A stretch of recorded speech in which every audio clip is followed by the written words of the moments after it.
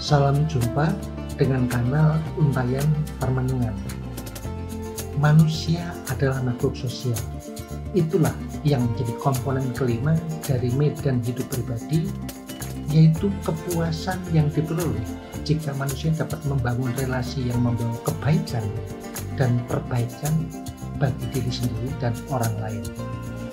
Sebagai makhluk sosial, setiap orang membutuhkan orang lain untuk hidup.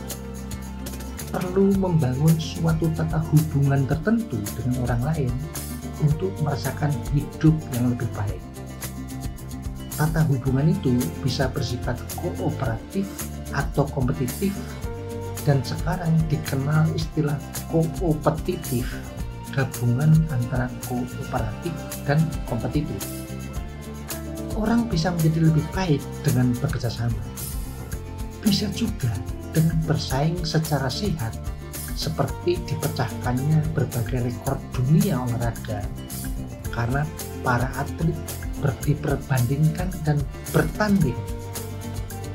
Itu juga lah yang dikatakan Cristiano Ronaldo, bahwa relasi dirinya dengan Lionel Messi membuat keduanya menjadi lebih baik dari waktu ke waktu. Benarkah manusia merupakan makhluk sosial? Mari kita renungkan bersama.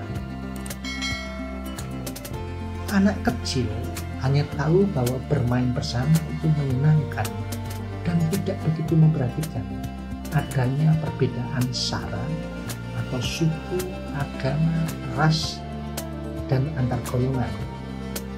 Kenangan tentang bermain tanpa tahu perbedaan itu masih tersimpan baik-baik sebagai kenangan indah sampai saat ini di dalam ingatan banyak orang dewasa seperti kita. Kemudian kita berkembang makin besar dan diajar untuk bersaing agar memperoleh nilai yang baik atau bahkan yang paling baik di sekolah atau perkuliahan. Yang kita ingat dari pengalaman sekolah dan perkuliahan hanyalah kenangan pergaulan dan kebersamaan yang menyenangkan dengan teman-teman. Sedangkan ingatan tentang mata pelajaran kuliah sudah mulai rontok keesokan harinya setelah ujian. Saat dewasa, semua materi pelajaran berguguran. Hampir tidak ada yang bisa kita kenang, kecuali yang masih relevan dengan hidup keseharian kita. Materi pelajaran dan kuliah yang kita pelajari dengan bersusah payah ternyata hanya berakhir untuk dilupakan atau hanya mengantar ke terminal kesia-siaan.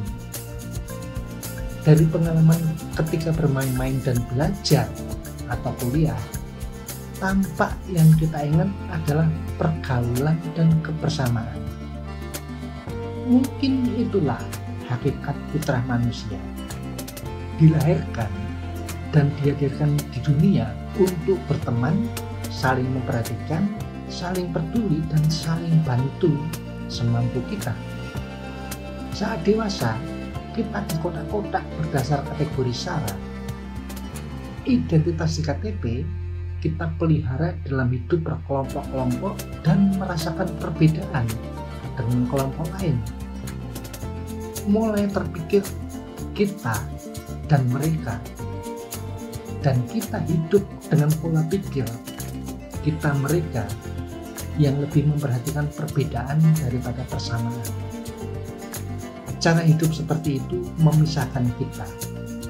Lebih memperhatikan dan membesar-besarkan perbedaan menjadi sumber kerenggangan, sekat-sekat sosial, dan rasa iri hati maupun berbagai perasaan negatif lainnya, bahkan kebencian. Kita perlu belajar untuk merekatkannya kembali. Dalam penghayatan spiritual bersama, mari kita belajar menjaga sopan santun berkehidupan bersama dengan rendah hati. Perdamaian kita upayakan bersama. Kedamaian kita rayakan rame-rame tanpa membesar-besarkan perbedaan. Kebencian dan kecurigaan menggiring kita untuk diam-diam mengasah pedang dan belati dalam hati.